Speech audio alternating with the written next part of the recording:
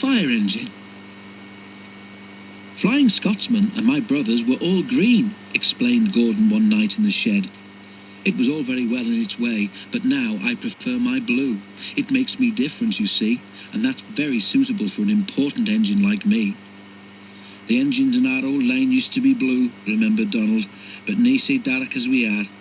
Dougie and me never were, though. We had to be black, say blue makes a nice change. I like my green too, agreed Henry. I'd hate to be red like James. People would think I was a fire engine. At least people can see me coming, retorted James. I don't disappear into the background like some engines I could mention. If it wasn't for the noise, you'd need a yellow and black front like Mavis. Henry's protests were drowned in the laughter of the other engines, and he went to sleep wondering how to pay James out. Henry was still cross next morning. What can be wrong? What can be wrong? Wondered the coaches anxiously as Henry pulled noisily away from the big station. Do come along, Henry snorted impatiently. They had a fast run, but it didn't improve Henry's temper. He bumped the coaches when they reached the end of the line, and again when he backed onto them for the return journey. He simmered angrily while the fireman fastened the coupling.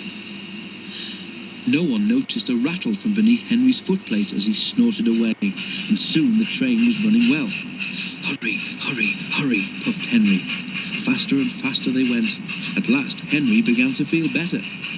Suddenly, he heard a crack from below his cab. Look out, shouted the driver. He applied the brakes while the fireman scrambled forward to the footplate. He was just in time. Both men watched in horror as a widening gap opened between Henry and his tender. Henry stopped as soon as he could. The automatic brake halted his tender and the train some way behind.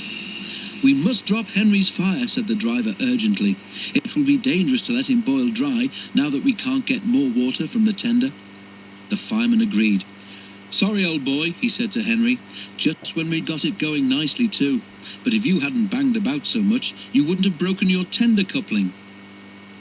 While the fireman dealt with the fire, the driver went back to tell the signalman what had happened. When he returned, he found Henry completely hidden in a huge cloud of black smoke which billowed from beneath his cab. The fireman emerged, choking. Henry's fire set the sleepers alight, he spluttered. You stay here. I'm going to phone the fire brigade. The driver eased Henry clear of the blaze, and then Edward came to take his train on. Henry felt most uncomfortable. Workmen made Henry a temporary coupling. They rejoined him to his tender, and then the driver and fireman lit a new fire and drove him gently home. Edward, who had of course seen everything, told the others. They were careful what they talked about that night. As for Henry, he was touchy on the subject of fires for some time afterwards. But James was quick to notice that from then on, Henry stopped making rude remarks about the colour of fire engines.